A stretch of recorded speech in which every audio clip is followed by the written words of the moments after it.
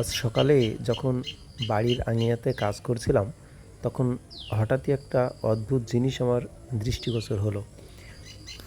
হঠাৎই শুনছিলাম যে খুব কাছাকাছি একটা বাচ্চা পাখি বিপদের সুরে ডাকছে। আপনারা হয়তো অনেকেই জানেন যে পশু পাখি কিংবা অন্যান্য প্রাণী যারা সবাই কিন্তু বিপদে পড়লে একটু অন্যরকম সুরে চিৎকার চেঁচামেচি করে। তো এই বাচ্চা পাখিটাও সেম একটু অন্য সুরে ডাকছিল। আমি দীর্ঘদিন ধরে এই পশু পাখিদের নিয়ে থাকার কারণে আমি আসলে বুঝে গেছি যে পাখিটা বিপদে পড়লে কেমন সুরে ডাকে। তো সেই কারণে এগিয়ে যেতেই দেখলাম যে একটি ছোট্ট টুনটুনি পাখির বাচ্চা যে কিনা পাতার ফাঁকে আটকে গেছে। তো তাকে ধরে তার বাসাটা খুঁজে, এই যে বাসাটা দেখছেন, এই বাসাটা খুঁজে যখন বাসার ভিতরে দিলাম, তো তখন দেখি দুই পাশ থেকে দুইটা টুনটুনি পাখি, মানে মা টুনটুনি পাখি আর তার বাবা দুইটাই ছুটে এসেছে, এবং আমি একটু সরে যেতেই পাখি দুইটা এসে তার বাচ্চাকে খাওয়াতে শুরু করলো। আশ্চর্য হলাম যে আমি এত কাছাকাছি ছিলাম, তারপরও এই পাখি দুইটা একটুও ভয় পাচ্ছে না, তার বাচ্চাকে ছেড়ে যেতে চাইছে না। তো আমি ভাবলাম জিনিসটা একটু ভিডিও করলে কেমন হয়, আর সেই কারণেই ভিডিও করলাম আপনাদের সাথে শেয়ার করার কারণে, যে মায়ের ভালোবাসাটা কত গভীর হয়, কত নিঃস্বার্থ হয়, কত নিঃসংকোচের হয়।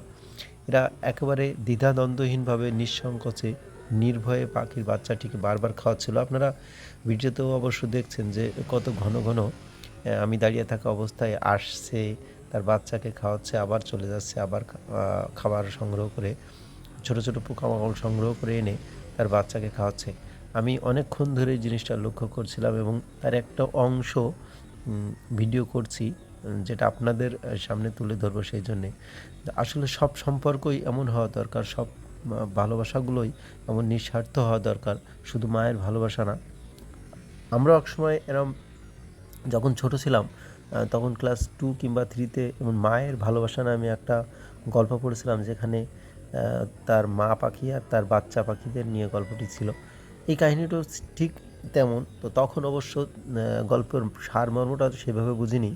যখন আমরা বাবা হয়েছি, আমরা যখন বাবা মায়ের স্থানে বসেছি, চিন্তা করেছি, তো তখন বুঝতে পেরেছি যে আসলে মা কিংবা ছেলের সম্পর্ক, বা বাবা কিংবা ছেলের সম্পর্ক, মেয়ের সম্পর্কগুলো কত গভীর হয়।